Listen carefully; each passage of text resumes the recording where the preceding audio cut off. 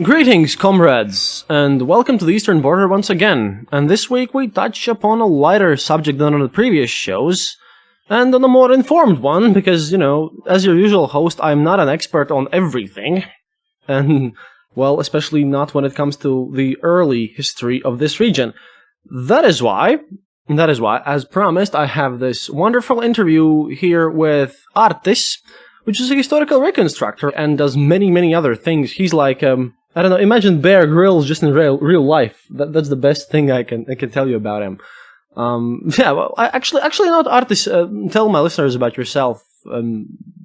Because you have an amazing things of whatever you do there.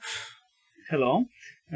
Thank you for the invitation to be there. And as Christoph already said, my name is Artis, and I do quite a lot of things in my life. My primary work involves working with tourists as a tour guide, both taking Latvians abroad and welcoming other people to Latvia. Also, I'm involved with historical reenactment and also with more academic side of this, since for several last years I have been heavily involved with researching contacts of the Baltic people and Scandinavians during pre-Viking times. Wow, I mean, you really skipped the part where you are also a diving instructor and you have climbed many mountains, Yeah, well, that's more on the hobby side of it, but that's also part of some things that I do. I like traveling, hiking, climbing, mountaineering, diving, and quite a lot of other things as well, yes. Oh, excellent. About all of these contacts with the Scandinavian people, a lot of listeners ask me, because in the game Crusader Kings 2, Latvia, like territory of Latvia, especially the Curonians and everyone can build some sort of a Vendish empire, and we had a city, which was called Venden, and is now Cēsis. So, first question is, do Latvians have anything to do with the Vend people, which are supposedly Slavic people as far as I know of? But, we had Venden there, and, some of my Scandinavian friends have said, oh yes, these Vends, they colonized some things abroad near their border or something. Actually, do we have anything to do with them? That is a question that has been asked in the past several times, and lately there has been an unfortunate trend, especially among Russian researchers, to try to attribute Venden and Vends to the Venets. The Venets are one of the Slav tribes, and their homeland is in mostly modern-day Germany, so quite far away from Latvia.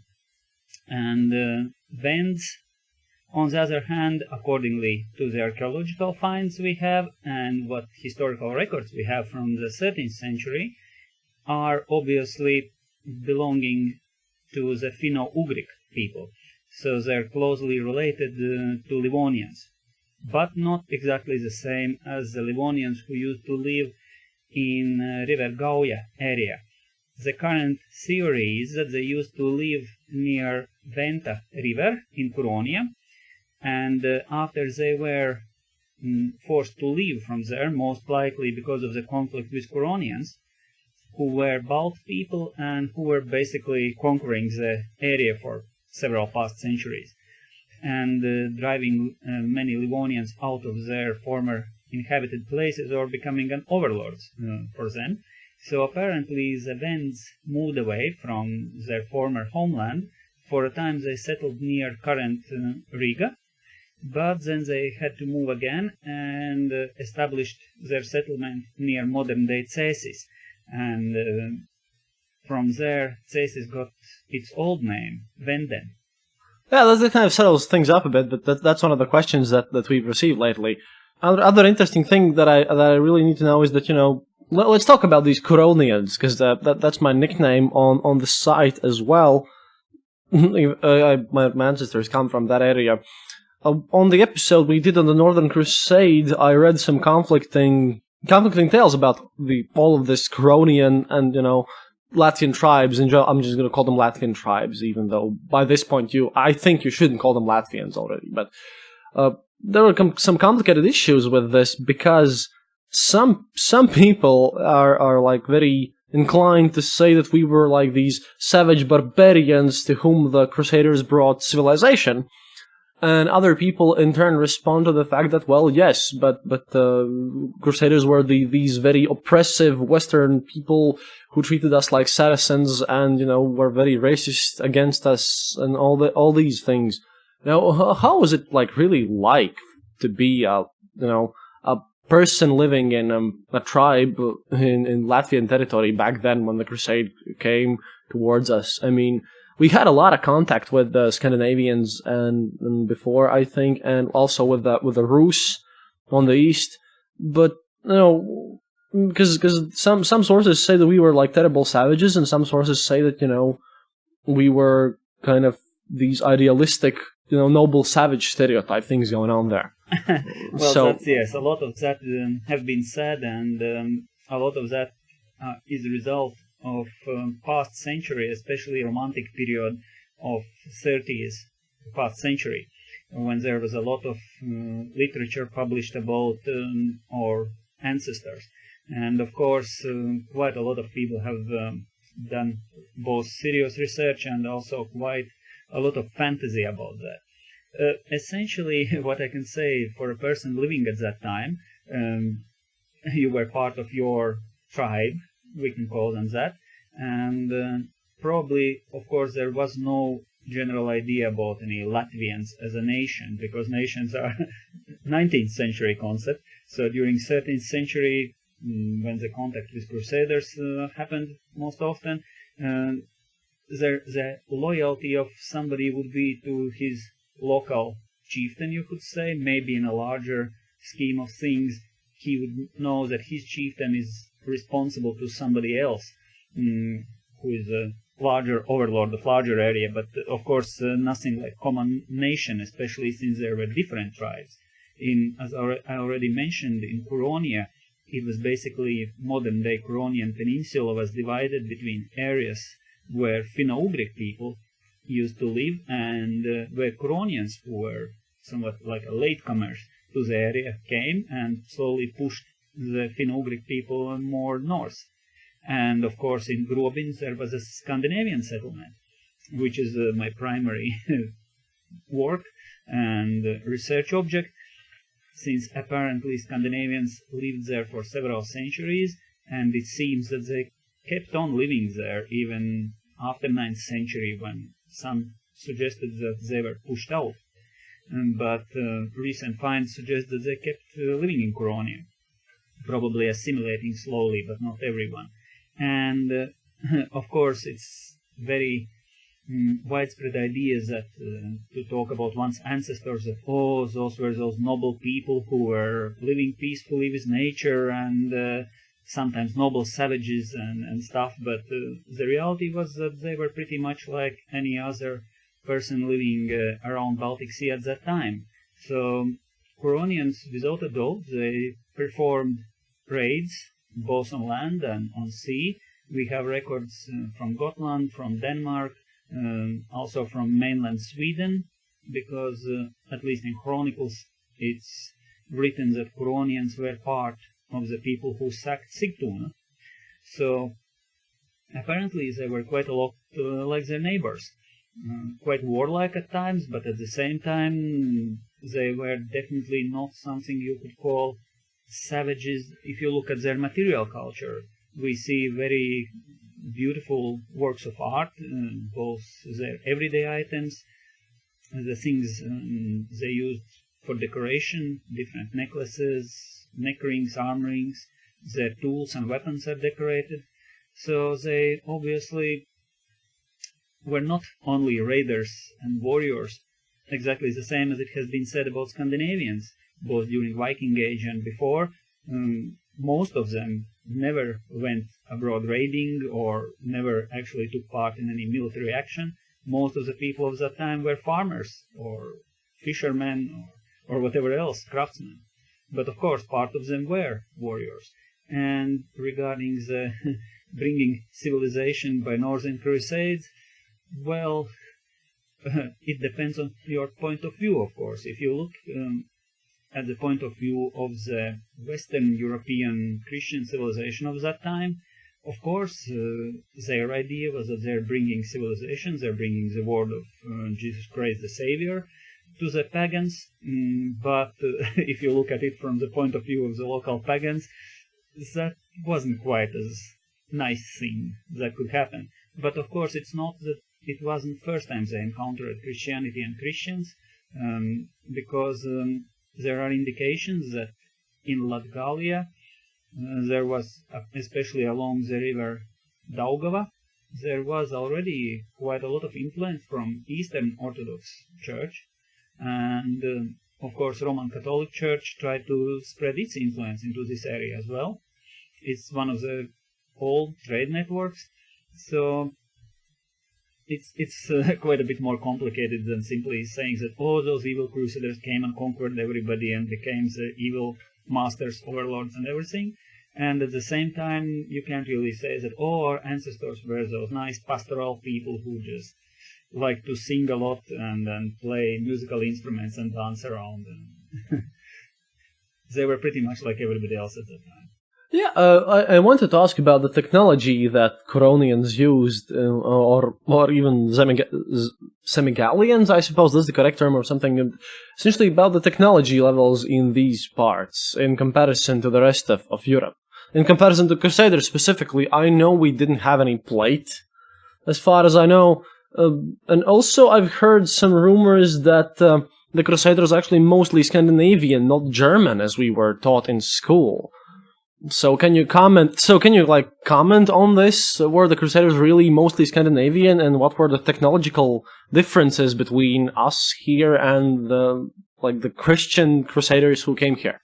Well, one interesting thing is that I and a colleague of mine, Sante Jansson, recently wrote an article for Medieval Warfare magazine about Northern Crusades and more specifically about the bishops involved in warfare at that time. Essentially, from whatever indications we can glean from archaeology and from chronicles, the military technology level was essentially the same. Crusaders during 13th century didn't use plate armor. They were using the same sort of armor, basically mail shirts, mail halberds, you could say, helmets. Okay, they might have mail chausses, so like mail trousers, that you can use to protect your body, and main tool of defense was a shield. So plate armor comes mostly, of course there are some very early finds from second part of 13th century of coat of plate types of armor, but basically it's 14th century when plate armor starts to appear for real.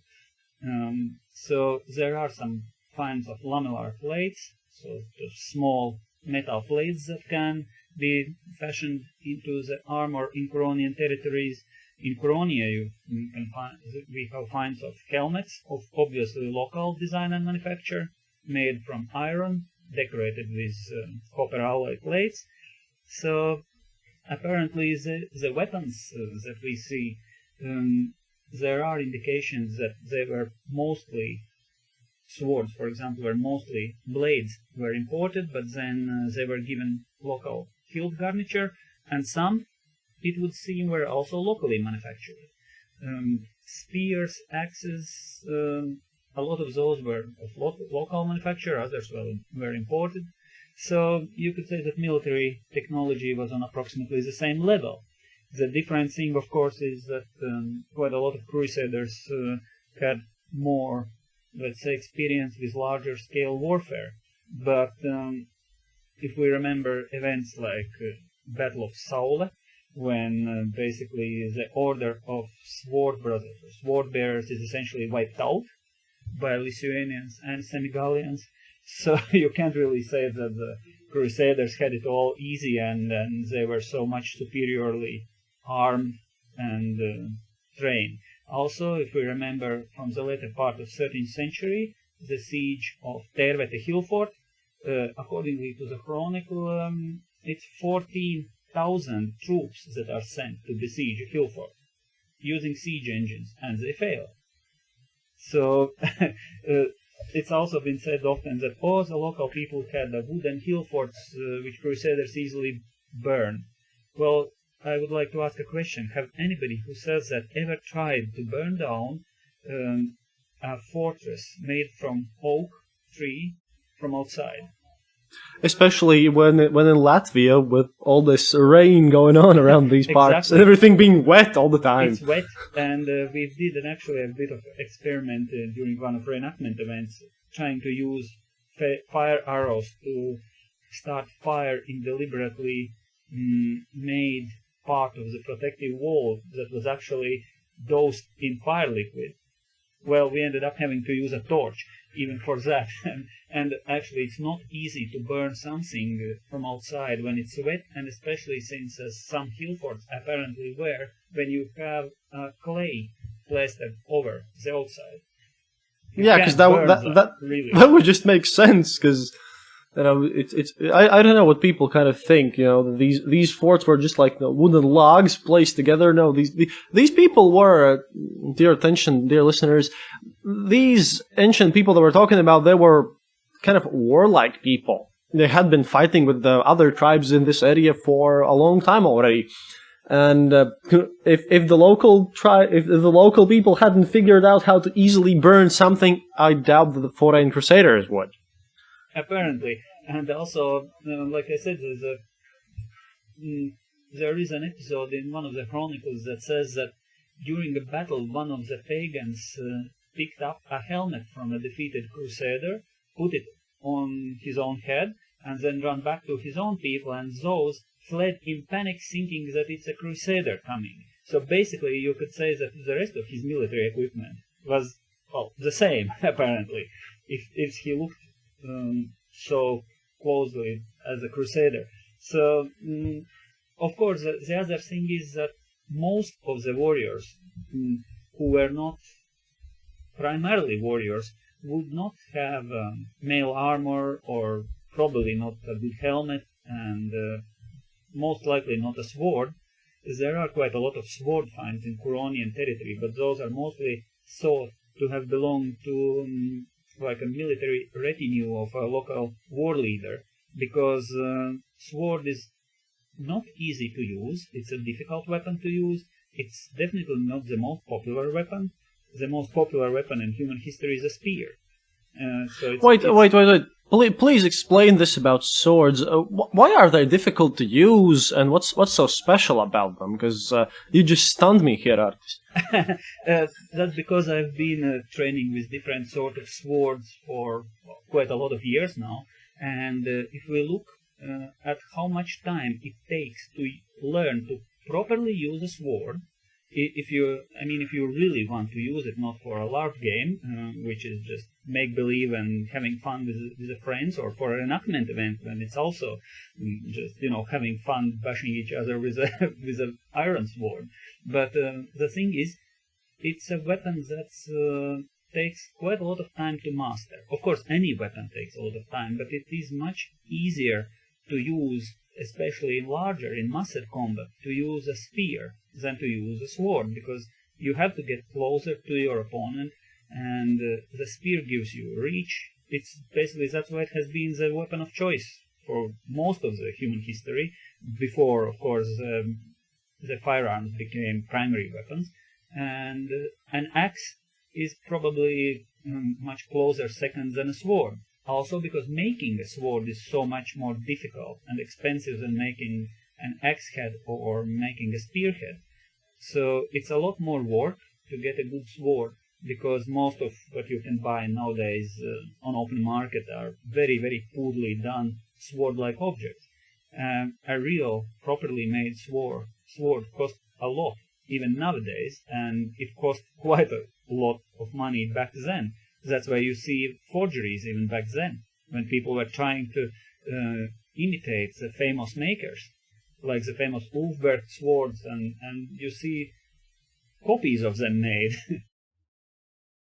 So, wow, yeah, this is an interesting fact, really. But I don't know if we're into weapons now. You're a Reconstructor, so recently I listened to a podcast by Dan Carlin where he kind of tries to understand the ancient ways of combat more closely. I mean, we modern people don't really understand what's it like to fight in this hand-to-hand combat for the most part, and that's why I'm asking you with the most experience here, because I don't know, as we imagine this, like, ancient and medieval battlefields, it's people in close formation with their, like, at least ancient, especially when we're talking about Greco-Roman times, it's people in close formation, standing together, then you clash into the other side, and, but how does it work how does it actually function?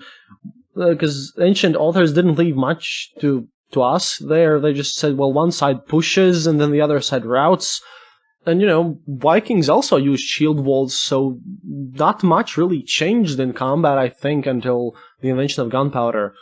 So, what's it like to fight like a medieval or ancient warrior in a melee battle?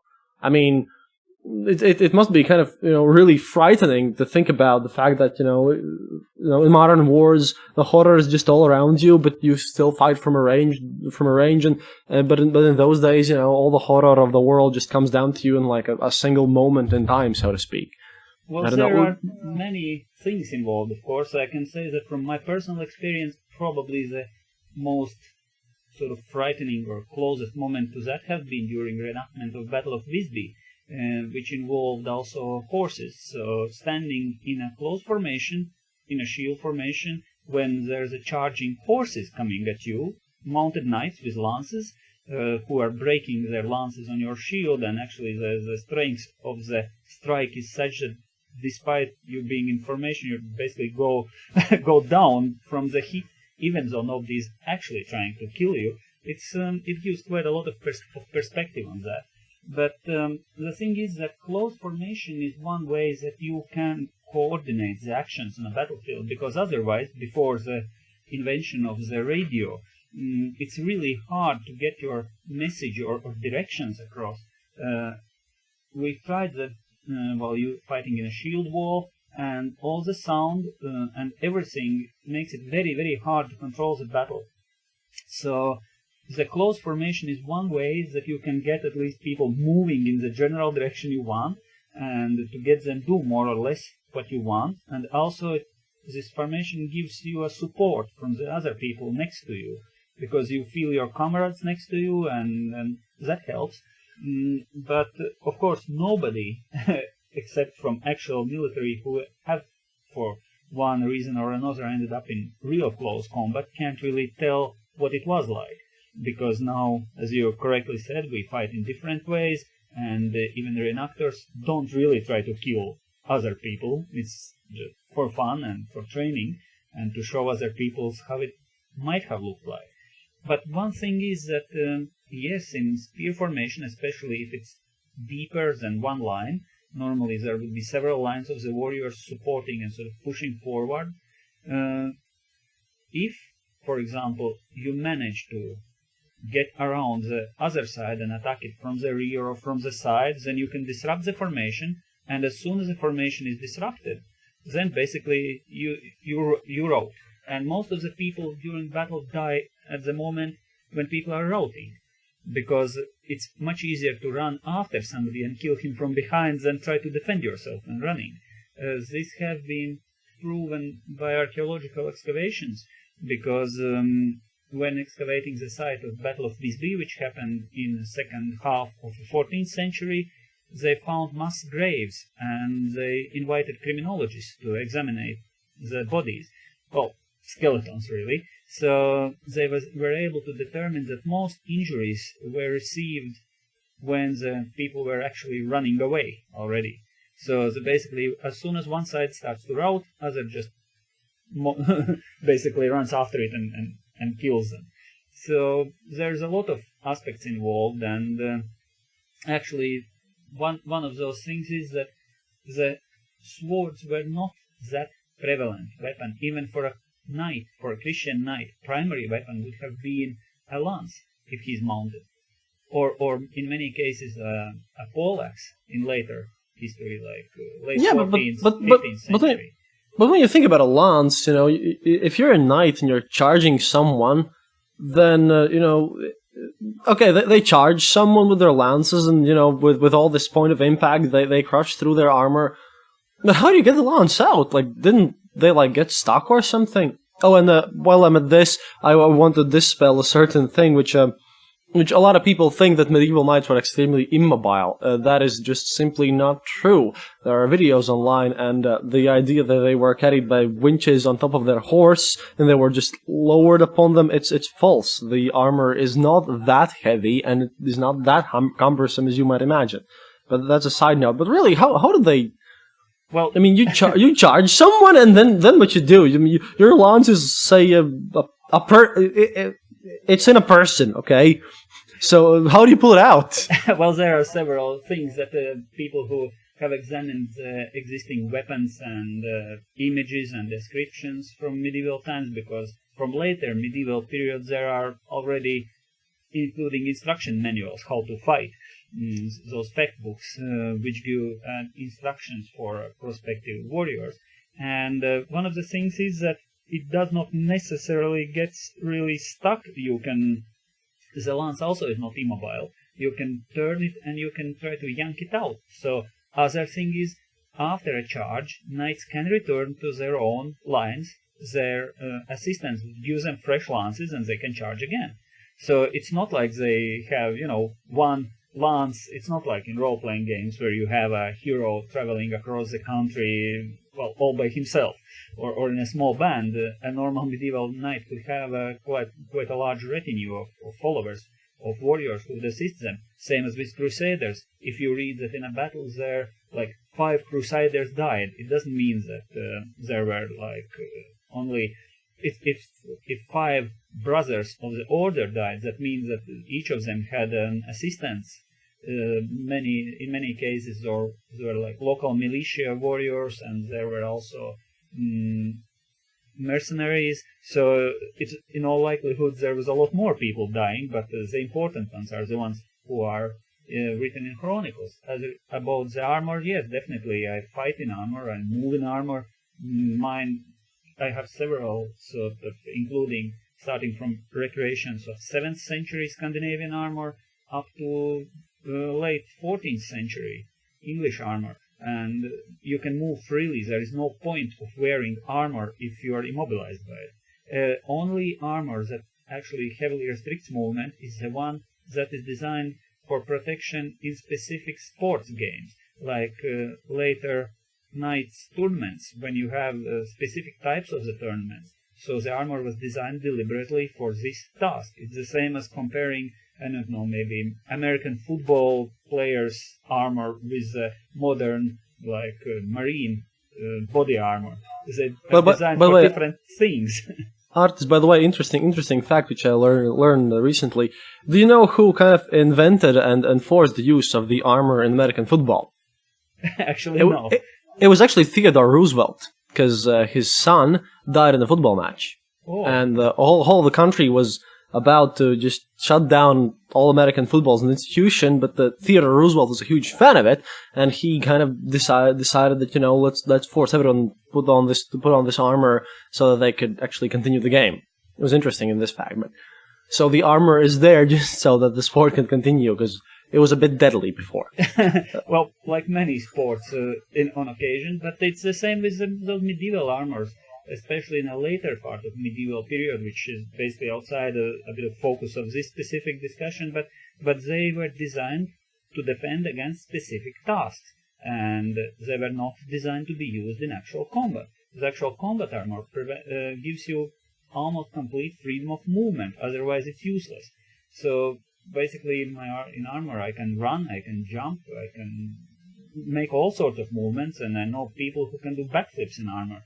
It's not that heavy, it's not that restrictive, if it is correctly made and if it's made for a specific person to use, as it was originally. Because it's not one-size-fits-all issue item. There were so-called munition armors in later medieval period, but those were mostly you made breastplates or helmets that way. You didn't make the entire suits of armor, because it... Wait, what do you mean Dungeons and Dragons economy is wrong?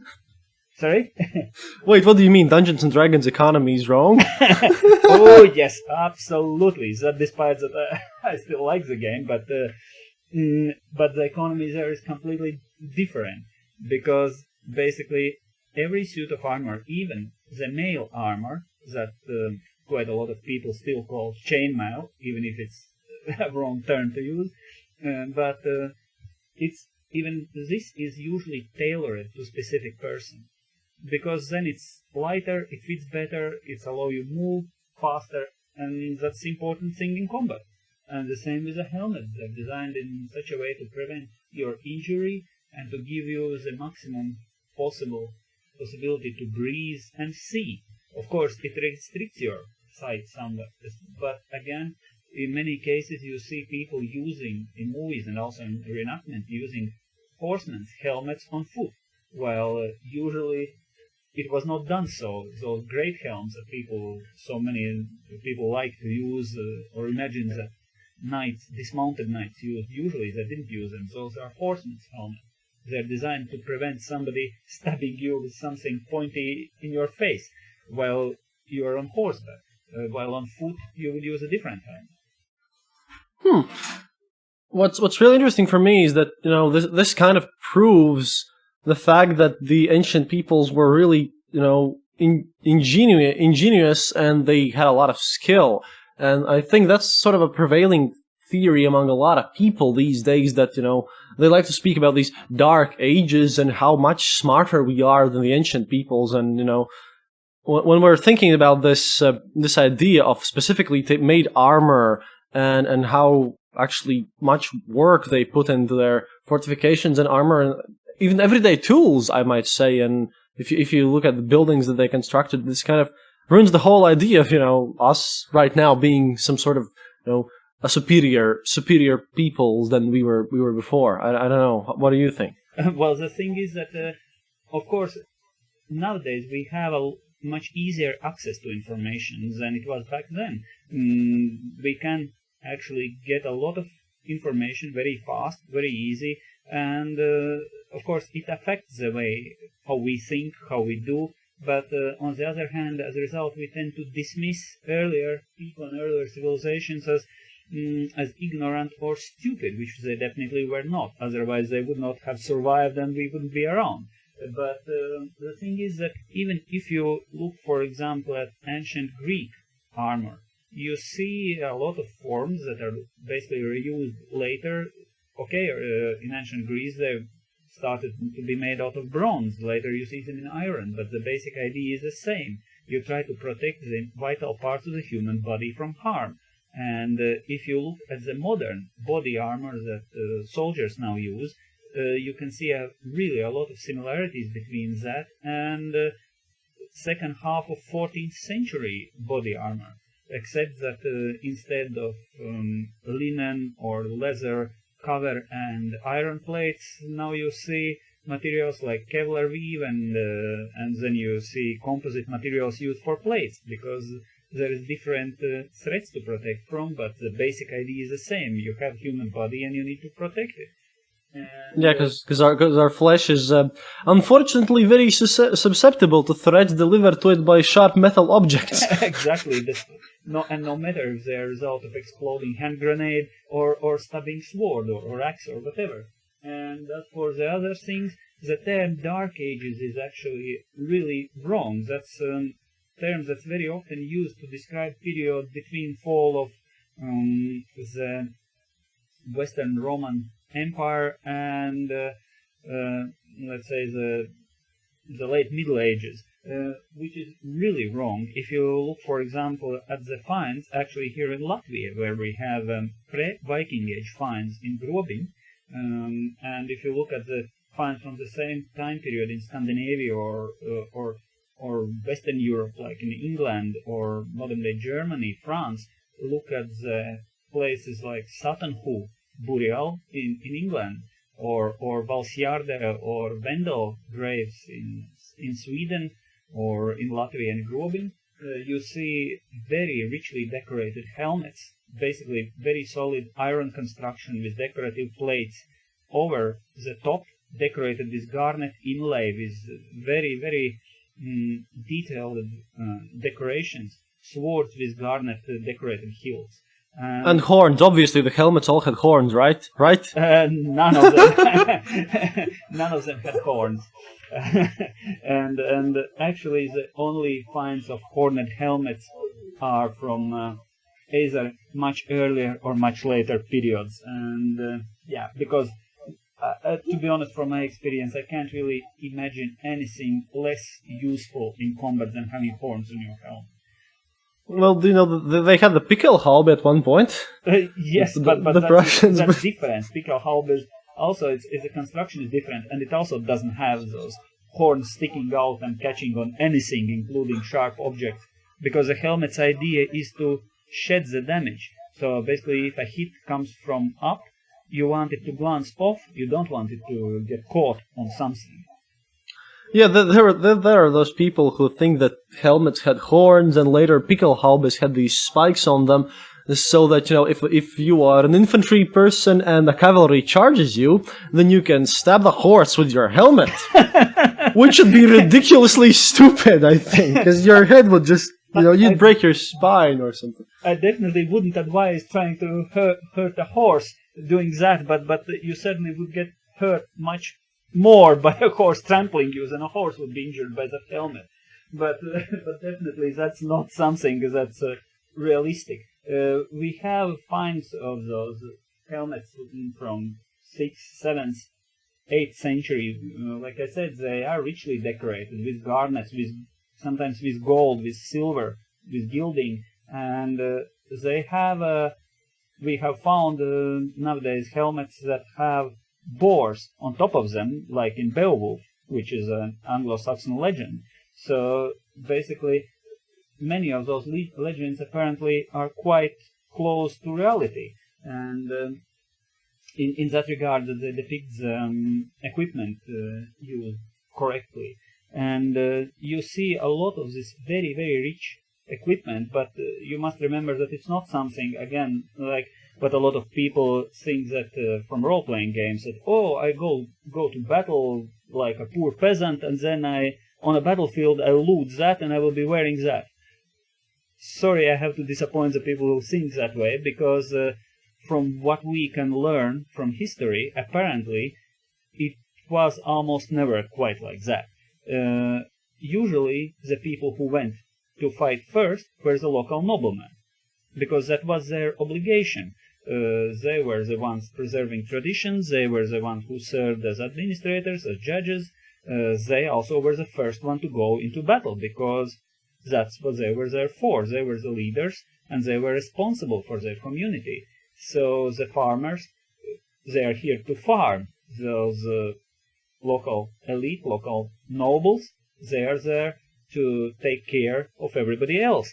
And so they are the first ones into the battle, not somebody standing behind and telling people, okay, you bravely charge ahead, I will just, stand there and wait out.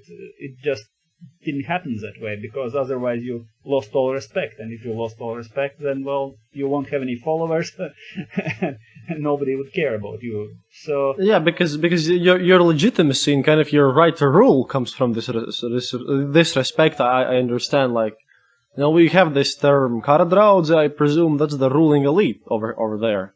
Basically, the Karadraudze, it's like war band that's following the local leader. And there is still a lot of discussion how prevalent was those big war bands, and when they start to appear.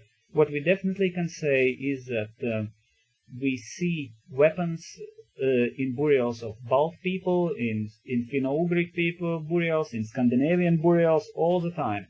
Of course, mostly it's spears, battle knives, it's axes. Sometimes, especially in late Iron Age, the sword becomes more, you could say, fashionable. Because, like I said, it's not usually the primary weapon of combatant. Primary would be spear, even for a war leader. Because you find very, very richly decorated spears with silver inlay, with all sorts of decorations, with pattern welded parts that will be very expensive, very beautiful. But the sword is, in many cases, a symbol. It's something that shows that this guy is a leader, or belongs to a war band, he is a person of authority, and he has the resources to get himself a sword, or is awarded a sword for good service, so he probably knows how to use it, and you probably don't want to mess with him. And this is, so that's why, one of the reasons also why you see those weapons appear more as probably the war bands become more numerous. Of course, there is still a situation that almost every man was probably ready to fight if it was necessary. If an enemy comes to attack your land, basically you are part of the local Minutemen, you could say, local militia that get called up if the local leaders decide that, okay, there's a big war band coming, we don't have sufficient forces only with our sort of military elite to defeat it, we just call up everybody, we fight together, and afterwards, we live on. Or maybe go and take revenge on somebody who attacked us.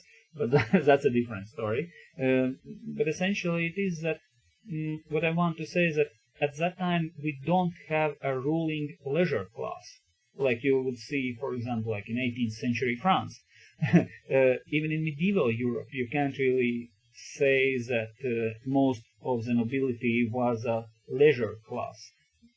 They had to work on quite a lot, just on different things. They were not working in a field or workshop, but they were the rulers and they were the judges and diplomats and everything like that. So it's not, for quite a long time, the civilization really did not have all that much in a way of leisure class who don't really have to work. It was just a different sort of work. Okay. Well, we're speaking about war and combat for 40 minutes now. What about the everyday life? What were the contacts of these local people, like the peaceful contacts? I know the Daugava trade route was important, and I have role-played when I was 13, no less, in the very first LARP, an Arabian who happened to be in these parts, and that was quite realistic, because the Emirate of Cordoba. But I don't know, did any of us Balts actually make it to the Constantinople? Do we have any records of trading with the city, so to speak? Or what were our contacts with the Kiev and Rus, for example, and how did we spend our everyday lives? Well, regarding those trade contacts, I would like to first ask you a question. Do you know any flint places where you can mine for flint in Latvia? For flintstone? Well, not really, no. It's kind of just not here, exactly, as far as I know. And the point is that you know what's the primary material used for weapons and tools in Stone Age? Yes, of course, it is flint. Exactly. So we have quite a lot of stone tools in Latvia, and we don't have any good places to find flint, only a few stray finds. So basically, all of that material is trade. Already in Stone Age, the people were trading quite far. And when you look on sort of more modern times, relatively speaking, like during Mycenaean civilization in Greece, which is something like 13th century BC, that means that they have finds of Baltic amber in Greece at that time. So that's Bronze Age. So there is already a trade network at that time, and they have, for example, bronze swords in Greece from that time, which are made in Northern Europe. So trade was very important. So it was not like our ancestors were living in an empty place somewhere and without any outside contacts, as some people also want to suggest. Yeah, poor medieval people who lived in the trees and ate fish and poetry. yeah, basically, and tried to defend themselves with only wooden tools, which is kind of just not true. The thing is that yes, one of the major trade routes, so-called from Varyaks to Greeks, went also through our area, and we have quite a lot of finds from that. Also, there was a very busy trade network in Baltic Sea as well, and obviously we can, if we look, for example, at the burial fields along the trade, those rivers which served as a trading network, we see quite a lot more imported goods there than we see further away, and there is a lot of imported stuff. Like I already mentioned, quite a lot of weapon materials were imported. We see quite a lot also of cloth objects, textiles, which were obviously imported. So it was important, but of course not everybody was not everybody was a merchant, and there is indication that, for example, Daugmala hill fort, especially in 12th and 13th century, it served as like a trading city, trading place, and probably there was quite a lot of others as well. So it was important, but we don't have any documental evidence that somebody from Latvia himself traveled or herself traveled all the way to Constantinople, for example. We simply don't have this sort of chronicles or it's not recorded. It's very likely that somebody probably did. People like to travel and they like to do it back then as well. So it's quite possible. Yeah, you should know, artist. Yeah, I've been in Greece earlier this year with tourists, yes, and in Turkey last year. So essentially, yes, it's quite likely, but we don't have documented proof that somebody from here traveled all that distance. But we know we have very much evidence for trade. As for everyday life, well, like I said, most people were farmers. They were also fishermen. They were craftsmen. We have, starting from practically early Iron Age, we have sites where the bog iron was made into an actual iron in Latvia. So that quite a lot of local tools and weapons were made from this material. Of course, probably those who could afford it tried to get themselves, more like fancy stuff. Like we have the Ulver swords in Latvia, so those were like like Ferrari of that time, and very sort of fashionable, very expensive. And if somebody could get it, he probably was a very rich and important person. And same for the jewelry, because also we don't have any mines where we could mine for parts that are needed for bronze. Tin or copper, it's just not there in Latvia, so all that bronze stuff, and we have an awful lot of it, is imported. Same for silver. We simply don't have any mines for that. So that is all those ornaments, it's brought from abroad, materials for them at least, because most of the local style jewelry was probably made locally, but the materials had to be brought in from other places. If we look at, for example, Āraiši, lake settlement, there we have a lot of kinds of tools that were used for different crafts, and many of those tools are very carefully made, decorated. For example, handles of holes are very beautiful. We have tools that indicate that people were making jewelry, that they were apiary craft, with bees. We have tools used for that. We use different tools for tilling the earth. So people were used. Basically, they lived as most other people did, mostly by farming and by crafting. And yes, of course, by trading, also sometimes by raiding or by defending themselves from raiders. And when crusaders come, actually, for vast majority of the people, nothing much changes, at least until probably second half of the 15th century. Because if we look at the historical documents, it would appear that after the crusaders take over, quite a lot of local people are granted land under, let's just say, new management, but still basically most of the everyday life remains the same, except of course the presence of Christian church, which slowly makes itself more important in everyday life of everybody involved. But at least for the first century or even century and a half, nothing really changes. We can't really speak about, at least historically accurately, about 700 years of evil slavery. It's just crap. Because usually, what happens if a slave gets a weapon? I don't know. He gets killed? No, usually he kills somebody first. And then, usually he gets killed. But the thing is that all those people who love to tell the stories about the evil slavery and stuff tends to forget that we have historical records that local people were providing military forces for Livonian order. And I'm not speaking about a couple of guys with wooden clubs. It's they have specific forms where it's described what everybody should bring in case of military call-up, and that includes armor, weapons, and basically quite a lot of people were living quite a decent life for that time, basically exactly in the same way as in Western Europe.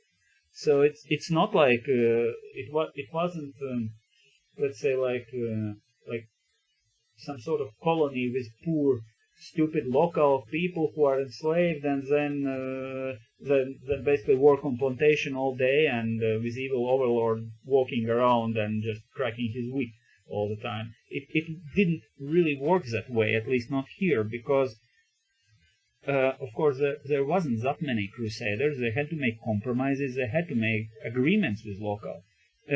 For example, in Kuronie we have the Kuršutionini, who had an agreement with order established in 13th century, and that agreement was respected up until late 19th century by Russian Empire.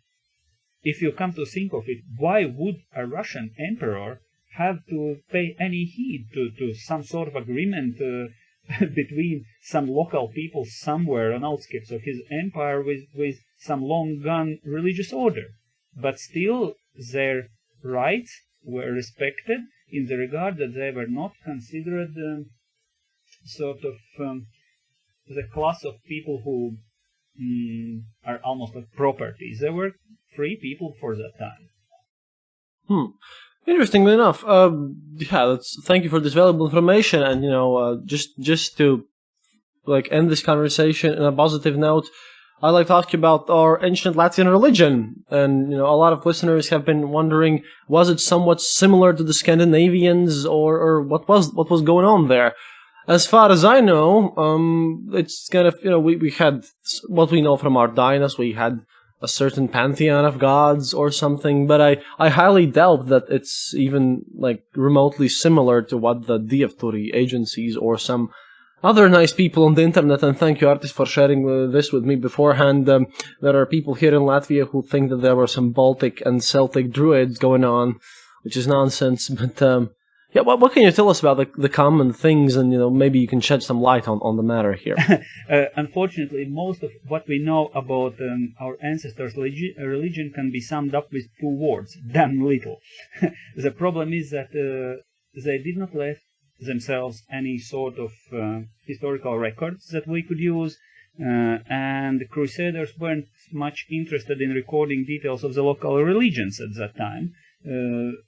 It's not like later activities of conquistadors who had actually monks recording such things about the people they encountered. So basically what we know that yes, the locals were pagans.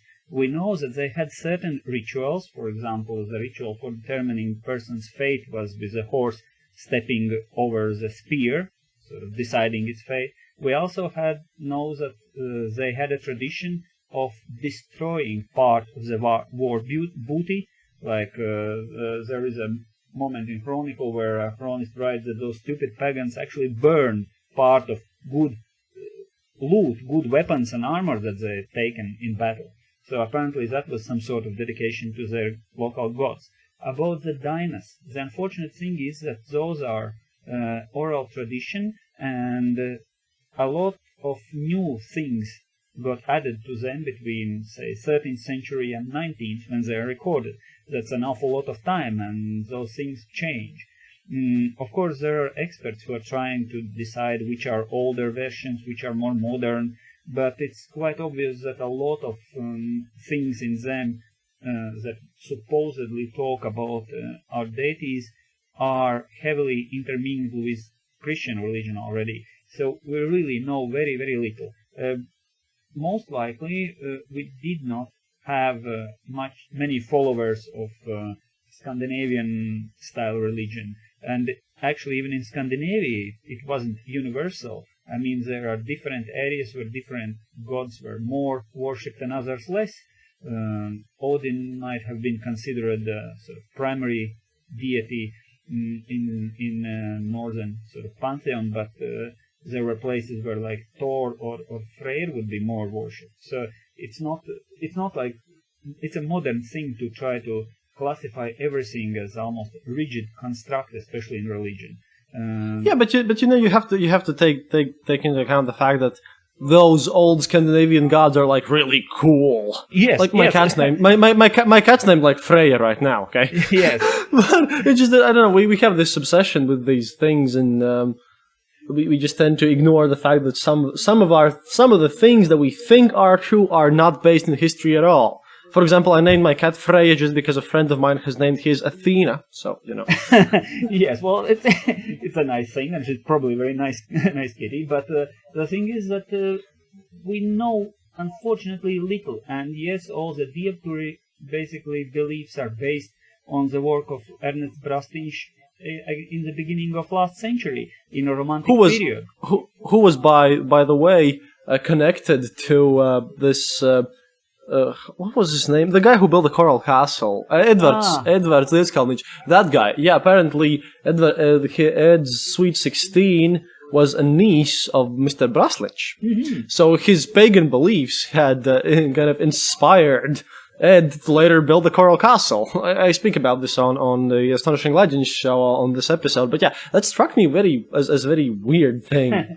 Well, I don't know. Yes, and it's interesting that people at that time, it was actually quite a lot of sort of, you could say, cultural revival of the supposed old beliefs in all over Europe and in Latvia obviously as well, which is not a bad thing on itself. It's the same as with a lot of our, you could say, symbols from the time when we were fighting for our independence in the 90s. You remember all the Name rings and also the Leopards used and that sort of stuff, which are actually, if you look at this same Leopard's belt, which is very beautiful, but the stuff that people were trotting out saying, oh, here is our ancient history recorded from the times immemorial, is actually 19th century fine. And earlier belts, woven belts from the same area, have some of the same ideas, but are neither that wide nor exactly in the same way made. So, so a lot of those things are important at one time, and but they do not necessarily reflect sort of historically accurate things. But that doesn't make them any sort of less important in more modern context. And so the Diepturi movement also was important in last century. It's probably important for the people who believe in it even nowadays. But it's very wrong to think that it's the same as with most modern paganism beliefs. They are sincere beliefs of those people who believe in it, and it's their absolute right to do it the way they like it. But I think it's a mistake to try to attribute it as an accurate representation of what our ancestors believed, because, well, okay, there are probably people who are sure that they can actually ask and receive answers from them, but I do not belong among those people who think that, well, I can ask, but I don't really think I will get an answer. So we really know, unfortunately, very little. We know they had sacred stones, like special places, sacred places where they went, but we lack details. And about another of the Balt tribes, about the Prussians, there is some historical records of monks and travelers who recorded some things that might be related to their religion, but it's again heavily influenced by Christianity and Christian perspective on those pagan beliefs. So it's unfortunately it's one of those things where I would really love to know more, but the information is just not there. Maybe there is something in some records done by somebody among the Crusaders that are still locked away in Vatican archives, but again, it's not a place where you can just go and ask easily for such information. Huh. Well, thank you for this conversation. It's been very informative and very interesting. and we've learned a lot of new things. And I hope you won't mind that I will share on my website and on my Facebook page some pictures of you doing the reconstruction things. just wait those pictures with me first, so that you don't post something like 10, 15 years old. Oh no! I'm gonna take some newer pictures that you've shared with us. Don't worry about this. Yeah. So thank you, and this has been Artis, my friend and colleague in a way from Latvia, trying to introduce you with the ways of our lands. And I hope you found this episode entertaining and informative. And if you have any questions whatsoever, please do send them to theeasternborder@gmail.com, as we will have a question and answer episode in the Christmas special. And yeah, this actually made me rethink that my whole stance on the Northern Crusade episodes. And you've been wanting this, so yeah. See you next time when we shall be talking about Dead Ideas with the Dead Ideas podcast, specifically about the Red Scare. I hope you'll enjoy that one. And goodbye. Thank you for listening to The Eastern Border. If you have any comments or specific details you'd like to know, you're welcome to leave it in the comment section on our site, theeasternborder.lv, and we'll rummage even to the western border to find you an answer. Like this podcast, subscribe to us on iTunes, Stitcher, or on our RSS feed. Happiness is mandatory. Good reviews and donations feed the farmers of our kolkhozs in the great motherland. The Eastern Border salutes you.